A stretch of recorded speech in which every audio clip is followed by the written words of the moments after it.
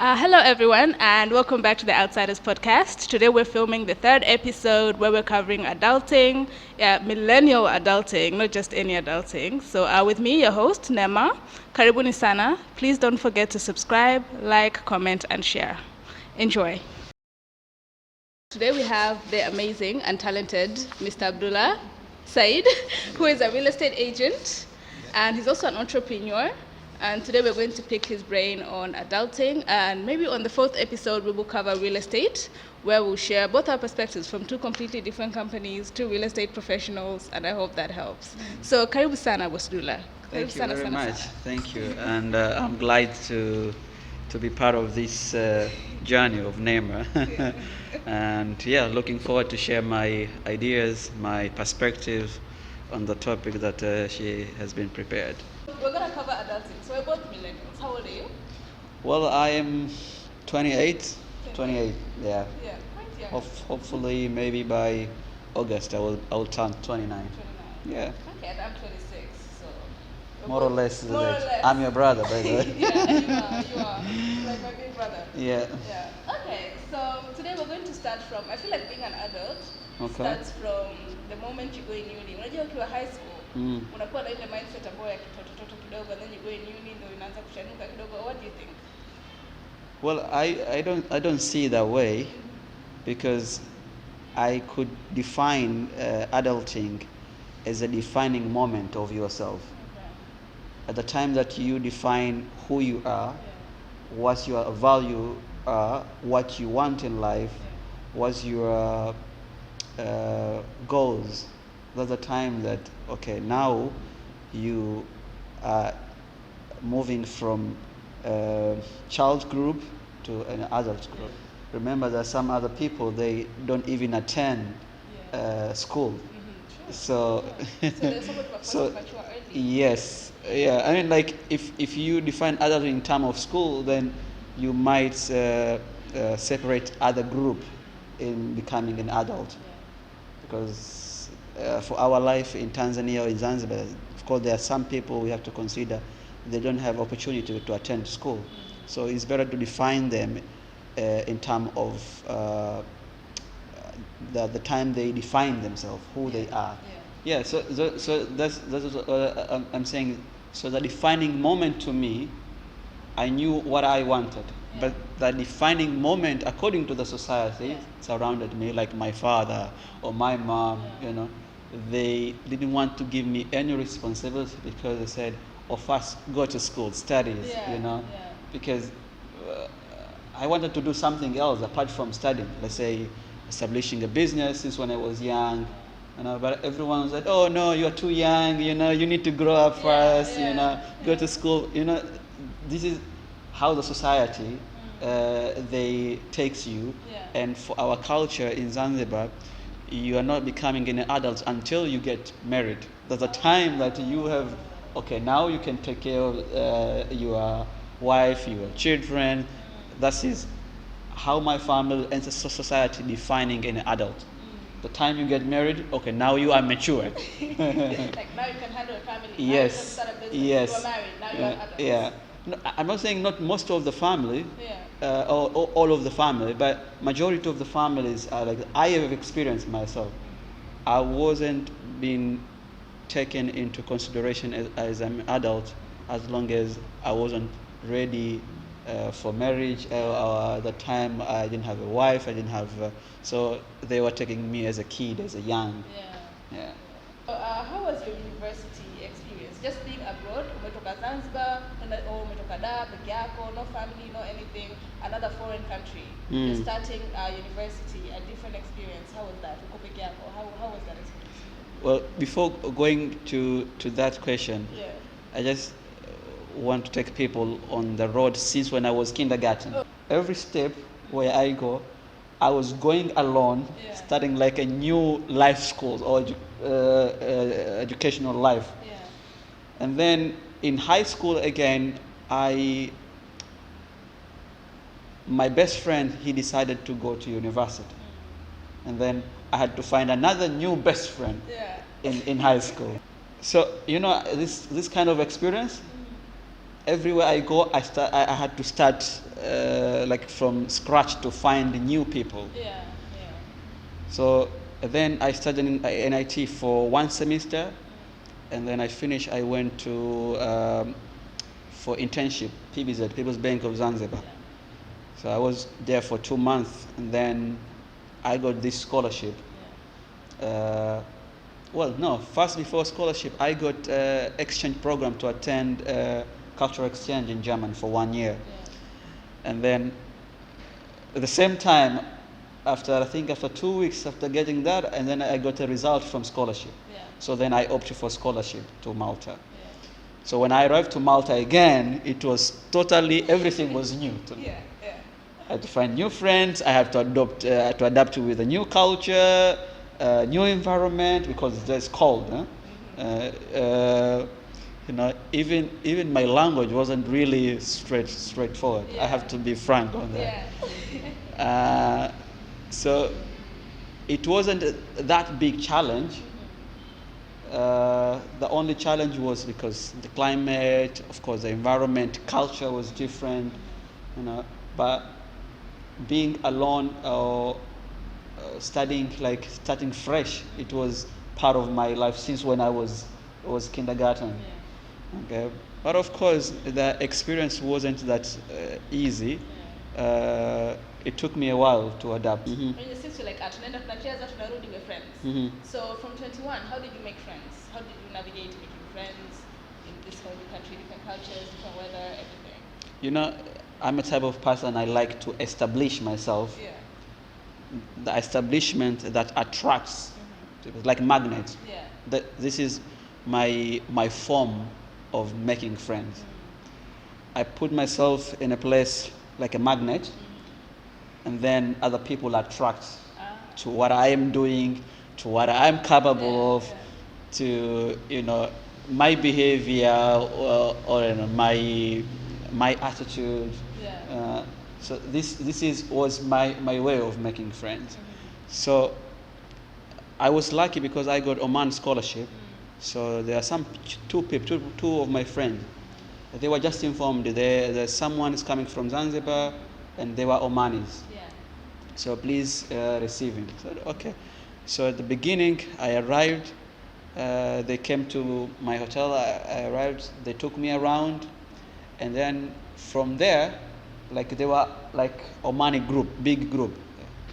They were coming to my apartment, and everyone wanted to hear the story. Why? How I got scholarship? Why me?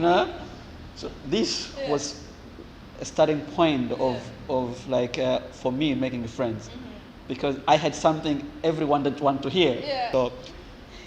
So I was a magnet, and that is how I was making friends, especially for those Omanis. And the other things in my class, because we were studying history, we started the foundation class there, and I was good in history. So after class, everyone said, "Okay, Abdullah, can you clarify to this? Because you're asking questions, maybe you know better than me." Like I said, "Okay, fine." So I had something that other people didn't have, which make them as an attraction to me. Okay, so this is how I was establishing myself. Just Everywhere I go, I'll try to find something that could attract people, that people could benefit. I don't like being seen, "Oh, you are just here for, you have nothing to contribute," something like that. So this is how my style, not only in university, but it's everywhere, how I make friends. I like how your mindset is on what am I contributing to this, and what is this person getting from me, and then from that we end up being friends. So you're not just going there with the mindset of we're just going to be friends. You're like, I'm actually going to contribute to this conversation. I'm going to pick this person's brain, and after that we are going to be friends. Me too. I don't just take friends. I mean, like, no one can be friends with me. Like, it's like you can't sit with us. I mean, no, I mean, I'm not saying that I pick friends, but there is this saying that I like the most. I don't know, from United States President. don't ask what United States will do for you, but you need to ask yourself, what are you going to do for United States? Sure. So it is the same things applies in general life for individuals. And if you will do that, even the ecosystem of friendship we can maintain as well. We don't think ecosystem just applies in living organism like, I don't know, animals, but it even applies in behavior. And that is how you can maintain friendship. If you are just friendship for nothing, your friendship will end up in 2 days.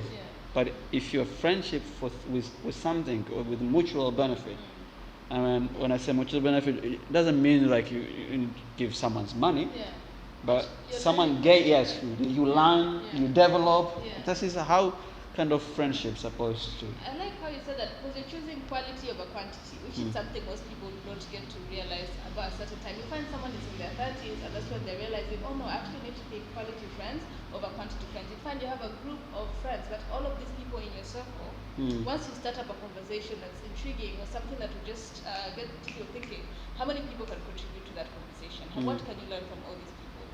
Yeah. Okay. So now we've covered that part of friendship. So of course, when you're living alone, you have to handle your finances. And you have to handle them well. So how was that experience? How was budgeting for you in university? Or were you just always good with money? No. I'm good with money when it is in my account, but I'm bad with money when it's in my pocket. Because I'm type of person, when I have money, better that money be in my pocket. If I am just happy, if I am angry, I will spend all that money. Out of anger, like make us richer. Yes. So, but because when I was in university, I was under scholarships, and so we were getting stipends. And of course, if you can't manage your money, that's mean you'll be out of money within 2 weeks. But I could save. I could also cover my all expenses, even my travel expenses. Were in my budget. To the extent that I made this goal, because I knew at the beginning every year how much I'm going to make. So I had this goal that every year when I go back home, I had to do something. Okay. So I remember my first year, I really wanted to have a car. So after the year I finished my first year, I came back home with my saving, and then I bought that car. Which car was it? It was a RAV4, but actually I sent money before, like my member of my family bought for me, but it wasn't really good car, but it just satisfied what I wanted for that time. I wanted to have a car, and that's a good thing to me. Like when I said I want something, I don't know how I'm gonna get it, but I'll make sure I'm getting it. So I wanted a car. I bought a car that year. The same as in my second year. Second year, I wanted a scooter. This is called Click. I came back. I think the second day I bought it. You bought the scooter? Yeah, because I saved it, because I had the saving. The third year I said I'm gonna buy a plot. I bought a plot. You bought a plot within your third year of university. Yeah. Are you listening? Okay. So you see, so I had I was getting enough expenses to cover my expenses for the whole year, even helping some money for my family. So and you're really good at saving. Is what I'm getting from this. You have a saving culture. No, I don't have a saving culture, but I have a goals culture to achieve. Because I can't save money for just saving and then saying I will know what I'm going to do with it. No, I'm not that type of person. I save for a special purpose. So I save. I want to buy a car, so I will save for buying a car. If I have something else, I will save for that something else. But when I have money in pocket, if I don't know what to do with it, usually it doesn't really happen to me. I usually, let's say, either put that money for a while, think over, and then either buy something or invest on something. I don't believe that much in saving money, because money is depreciating. You know? If you save it, if you can buy, let's say you have 100,000 Tanzania shilling today, and you save it for 6 months. After 6 months, then if you could buy a bottle of water, maybe at that time, I don't know, even a candy, if you could buy that amount of money. Yeah. So people don't save money. People save an asset. So it's, to me, I can't save money. I better save by something that can appreciate. Instead of just keeping money staying in a bank account and all this. So you're very well behaved when it comes to money, because you said once you have money, you don't just do anything with it. You put it aside as you think of what to do with this money. This is something most people don't do. Once you have money, you cannot put it aside and think of what to do with it. There's so many things you could do with that money in your hands. So now let's talk about your investments. You have money in your hands, it's ready. Tell me about your investment portfolio. What have you invested in? What I have invested? Well, first, I have invested in myself. Nice. Well, if I have, let's say, some amount of money, and if I know that money could help me to develop myself from where I am now, let's say in terms of education, in terms of skills, even in terms of investment in general, let's say investment in whether land or business, that is how I usually do an investment. So, but the most important thing is to invest on yourself before investing on things. So let's say you want to open a shop, a diaper shop. So first invest on yourself to know that business that you are going to do, how people are doing that diaper business, and how people are getting profit, what are the risks, you invest yourself first on learning that business, and then you invest on things. What did you learn from this business? Well, like with the lessons you learned as an entrepreneur in that business, from the moment you started till the moment you detached from the company or you left the company, the lessons you learned from there, or someone that's actually starting a company right now, maybe it's an IT company that you can pick up from that. The first lesson is life is a risk. And it's worth taking risk if you know what you are doing. Okay, so we took risk on establishing the company, but our risk was worth taking it because my friend had the skills. He was a computer engineer with a beautiful talent. My side, I was good on producing ideas. Okay, and I was, of course, financial part. I was getting some money, and part of the money that I was getting from scholarship, I was also putting in this business. Just it was small, but the impact, the result of that, till today, that company is surviving. Okay, till today, this company is unable to operate by itself. Okay, so we took a risk, but we believe that risk could result an outcome, the positive outcome. This is most of the people are missing. They are scared on taking risk because they are calculating failures than calculating success. So this is the first lesson, that if you have skills, you have an ideas, you have a plan,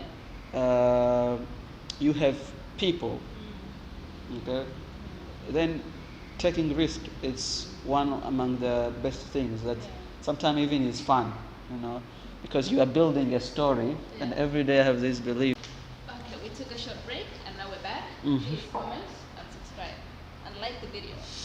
Yes. Yes, you should. You're talking about the lessons you learned. You're saying take a risk, a calculated risk. Yes. Yeah, and then the best lesson is also what we call it. I don't know I forgot the word in English. Uthubutu, what do you call it? To try? No. Dare? Dare, yes, to dare. People, you need to believe on what you are doing. That this is gonna be is gonna be a successful story of mine. Yeah. This is gonna be a successful story of my business. You know, so you don't have to be scared on trying, because those successful people, they pass through different failures. Yeah. They fail first, they fail once, they fail twice, Yeah. and then they stood up again. Yeah. And then So, they try. so trying is worse than just sitting and waiting for the miracles. Yeah. Okay, so you said take risks, dare to try. Dare to try, Dare to try. believe Believe in yourself. believe on yourself on what you are doing. Yeah. That this is gonna happen. This is gonna be good. This is gonna be positive. Yeah. Yeah. Can I add something on being an entrepreneur? I could say stay consistent. Yep. Stay consistent and always be open to learn and expand your skill set. Yeah. But I have to say something on Yeah. consistency. You know, in consistency, you need to be careful on it, because sometimes you can be consistent on something that you don't like, you don't appreciate, you know. So I don't blame people who are shifting from one position to others, or from one business to others, Yeah. especially when you are young. Yeah. When you are around 20s, even 30s. I'm saying still you are finding yourself. You know, I couldn't stay with my friends on evolving that ICT company, because we talk. I told him, hey, his name is Hassan. Hassan, please continue with the business, because I don't feel myself in here. Like, you know, IT, of course, I use computers, I play with computers, but I don't know nothing about coding. I don't know nothing about CCTV camera. Yeah. So I thought myself, I don't belong there, though I really like technology business. You know. I like investing in it because I know the return is really good. Yeah. But myself, I look on myself. You know, I wanted to develop a career that I will be enjoying doing it, that I will feel that I am in this career. Yeah. So be consistent on something that you are enjoying. You are enjoying doing it, you are enjoying, or you are prouding on it. Yeah.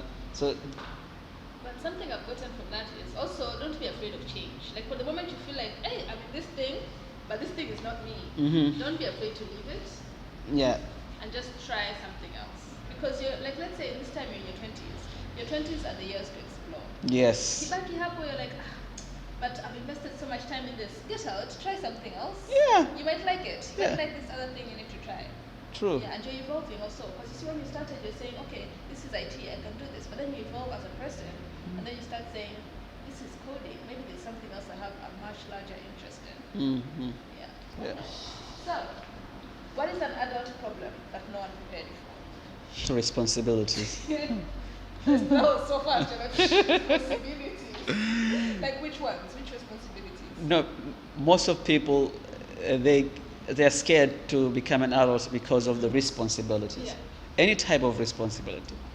So I could say, for example, myself, Yeah. I like having kids, but sometimes it comes in my mind because I don't just want to having kids. Yeah. I want to have a dream kid.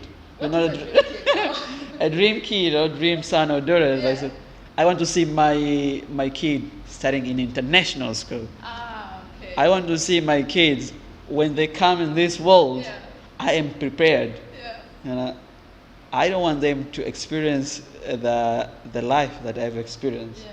You know, I want to remove this tendency we are inheriting poverty.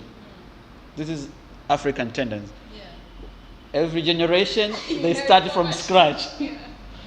So this type of responsibility, like, I feel like I will be guilty if I won't achieve that kind of, I could say, a dream. Yeah.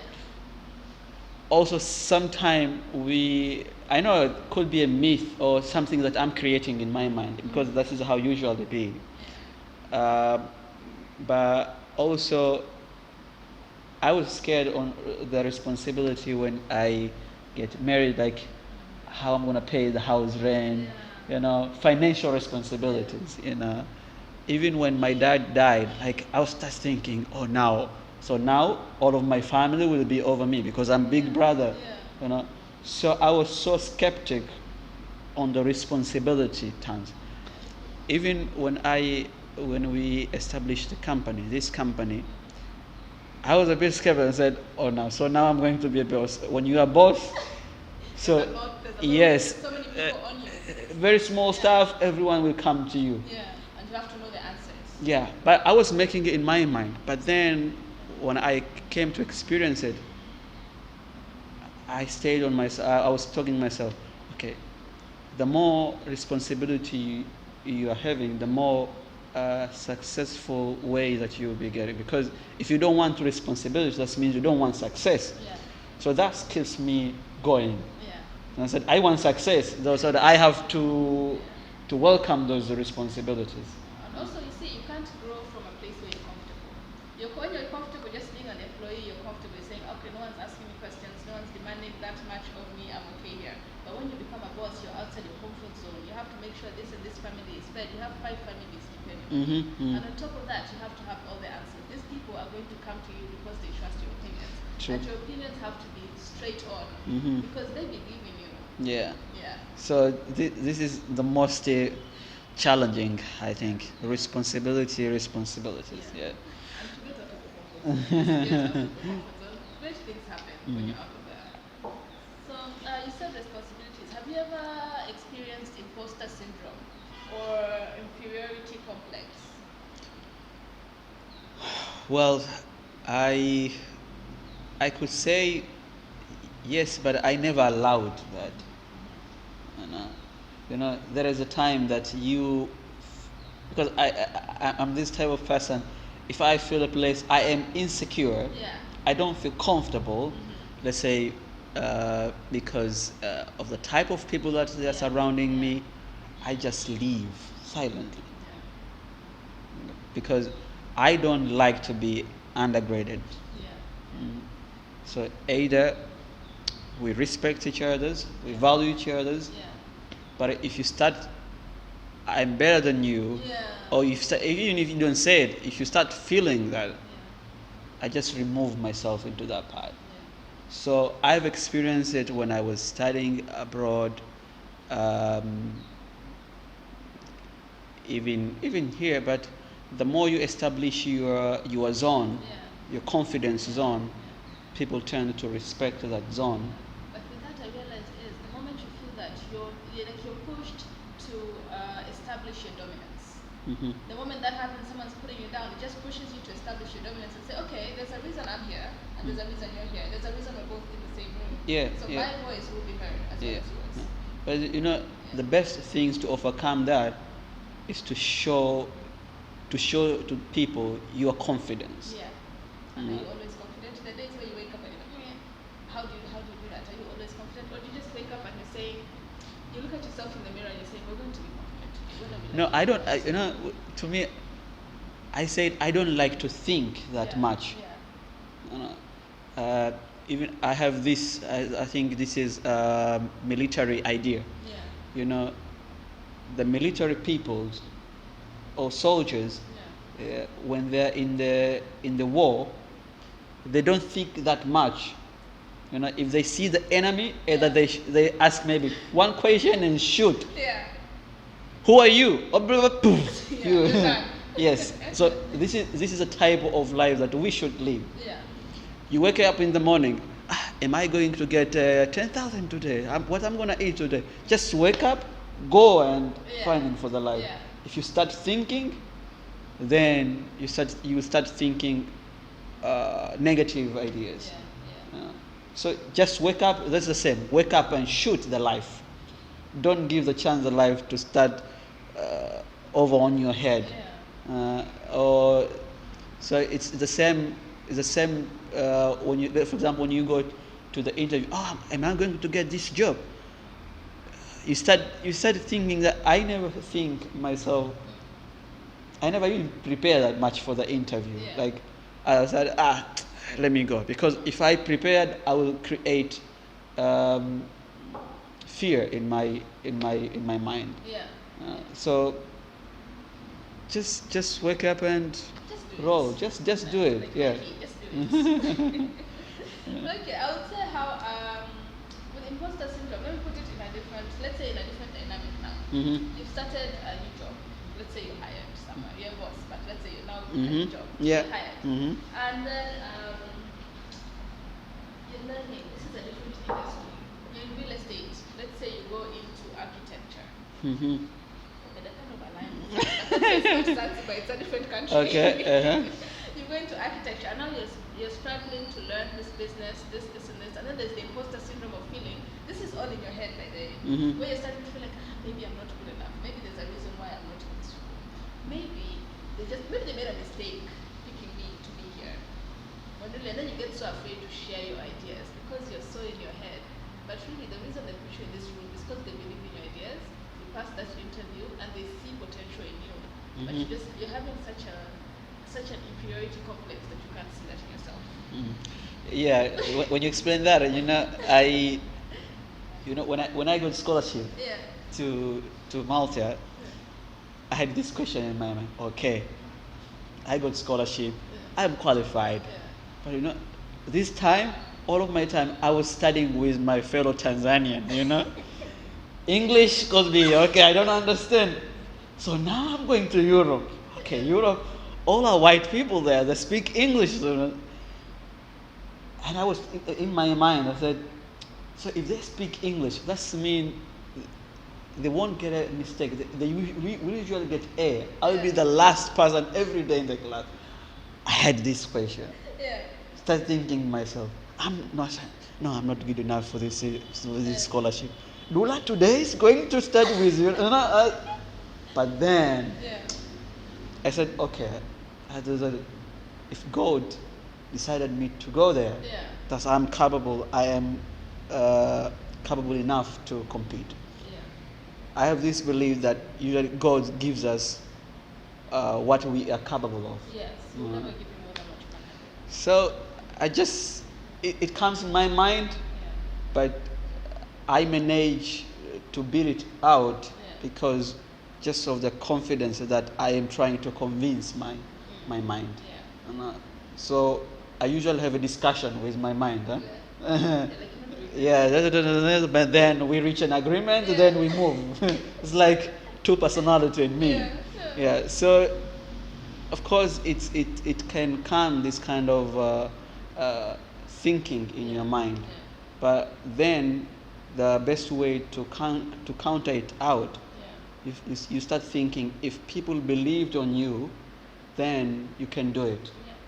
Okay, and if you reach where you have reached, then that means you have potential to achieve on what other people expecting you to achieve.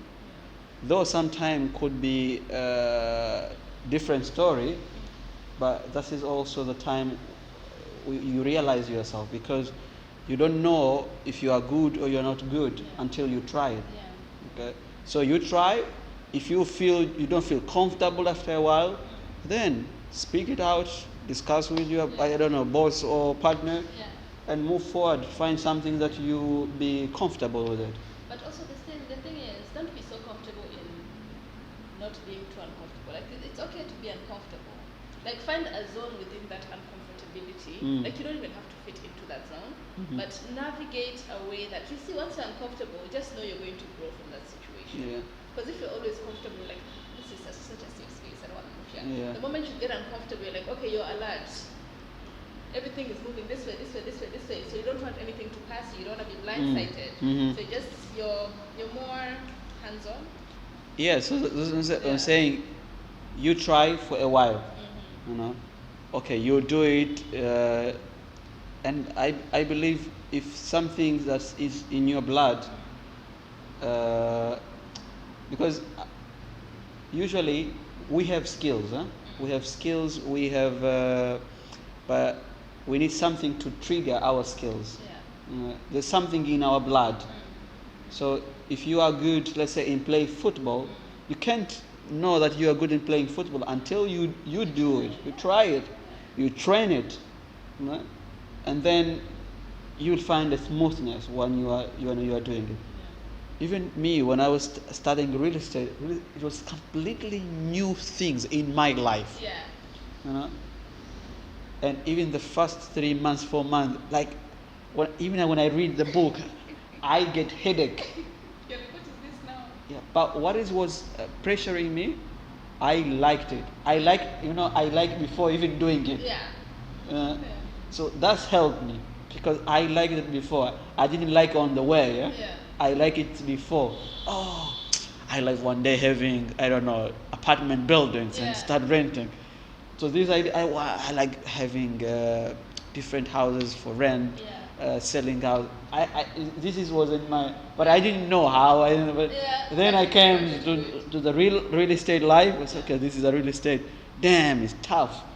Of course, it's kind of time like you said, oh man, I'm fed up. You know, even your relatives, your family say, hey, what are you doing? They feel like you are forcing yourself to like it. You know, but I liked it before and I was doing it. I stayed consistent on that, and then for a few period of time, I think, I don't know if a year it took me or 6 months, but then I find, okay, now it's relaxing. Everything before, when I was reading a book about real estate, I was like, you know, sometimes I feel dizzy, even sleepy. But it came a time now, okay, now I'm reading good, smooth, my mind is like, the more I read, the more I get into it. You know, so I forced myself because I like it. And you grew? Yeah. Yeah. Okay, we talked about the adult problem not prepared before. But what is the hardest thing and the easiest thing about being an adult? What the easiest things and hardest things? The hardest things becoming an adult is when you have a responsibility or when you have a problem that you don't know even how to tackle it, and everyone is awaiting you to solve it. That's real hard. It's like when you go back home and look, imeisha ndani. There's no electricity inside, and wife, children, all of them are waiting you, or even for food. And then you look for the means, you don't know how to do it. And it's happened. Sometimes it come a time you don't know what to do. I've experienced once before I left Hasnet. After left Hasnet, I was tour guide, and then Corona came. I didn't know what to do. Were you married at this time? Yes, I was married. And I said, oh Abdullah, damn, all my ways now are blocked. And I was like, okay, now what I'm going to do? At the time that a lot of ideas are circulating, Then you have responsibilities. And of course, it takes a time until you solve that puzzle. But it will take more time if you just sit down and think before doing anything, before even trying anything. It's like, for example, when you don't have electricity at home. Okay, you have a friend, you have people, call friends. Just nikopeshe 500, you know. And in your circle, if you like someone kukopesha 500 in your circle, dump all of them. All of them. So you see, so you need to find a solution on on that kind of difficult time because everyone is expecting you. Yeah. But that's, to me, I feel it's really hard when you have a problem and everyone is expecting you and you don't know what to do with that problem. And you say what was the easiest word? Yeah, the easiest thing about being an adult. The easiest things being an adult, I could say it's easy to understand yourself. Yeah. Because when you adult, as I said, you define yourself what you want and what you don't want. And when it's come that part, it's easy when you miss something to understand yourself. You don't feel guilt on yourself. Yeah. So, for example, you are intending, when I close this deal, I'm going to get $100,000. You try your best, maneuvering everything what you do. But then at the end, you miss that deal. Yeah. But then, at least I tried. Yes, I tried. I reached that point. Yeah. You give yourself a motivation and you understand why you felt that, and you don't feel guilt on yourself. Yeah. And that only comes when you determine who you are, what you want. But there are some other people, they feel guilty when they miss something. Yeah? Or I missed that opportunity. Why? I was wrong. I was this. They start feeling guilt on themselves. That's really bad, huh? It's bad. Yeah, but this is what to me, according to my definition of adulthood, the easy part of becoming an adult is it's easy to understand to understand yourself during the hard time. That's something most people won't go through. If you want to understand yourself during that hard time, just be like, everything is just against me at this point. Okay, so we're both over 25. Mm-hmm. So do you have any advice for those 25 or younger? Well, don't be scared to try. There is nothing wrong on trying. When you get an opportunity, grab it, analyze it, and if it's worth taking it, just take it. Don't even think that much, because we are only living once in this life, and we don't want, when you are in the grave, starting blaming yourself. Why I didn't do that? Well, there is no that time on that time. So do as you think is best for you. Thank you so much for joining, everyone, and for joining us on this podcast. It's the third episode where we covered adulting with Mr. Abdullah. Thank you for taking the time to listen. And please let us know in the comment section below what you thought. Please like, share, comment, and subscribe. And have a great day, everyone.